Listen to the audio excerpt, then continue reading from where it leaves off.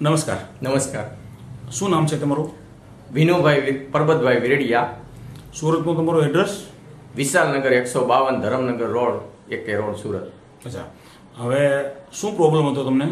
મને કમરથી પીંડી સુધીની એક નસ પકડાતી હતી. એને બધા ડોક્ટરો અને બધા સાયટિકા કહેતા હતા.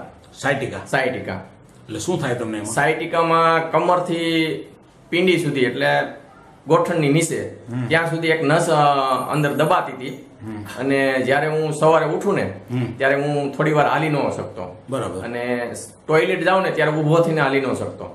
મારે થોડી વાર બેસીને ટૂંકમાં ઊભું નહોતું થતું. ટોયલેટ જાઉં ને બેઠો હોય ને પછી ઊભો થાવ ને ત્યારે હું થોડી વાર હાલી ન શકું. બેસીને ઊભા થવાનું બેસીને ઊભો થાવ ને ત્યારે હાલી ન શકું. પછી આમ ચાલી શકતા હતા કેટલું તમે?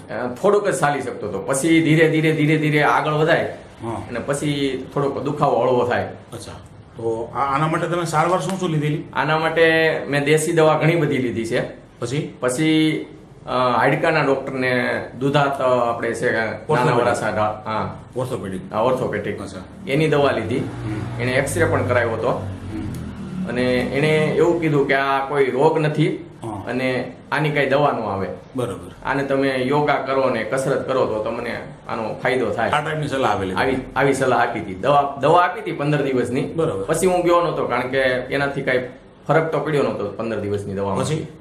પછી મને એક ભાઈ એમ કીધું કે બોમ્બે થી એક ભાઈ મને ફોન કરીને કીધું કે એક સાયટિકાના ડોક્ટર નહીં પણ ડોક્ટર જેવું વૈદ્ય જેવું કામ કરતા હતા. એ કે એની પાસે જા તો ત્યાં તને રિઝલ્ટ સારું મળશે. એટલે ત્યાં હું ગયો. કઈ જગ્યા? આપણે પૂણા ગામમાં એક બાલ મુકુંદ સોસાયટીમાં એ ભાઈ અઠવાડિયે એક વખત આવે છે. બરાબર. આટકોટથી.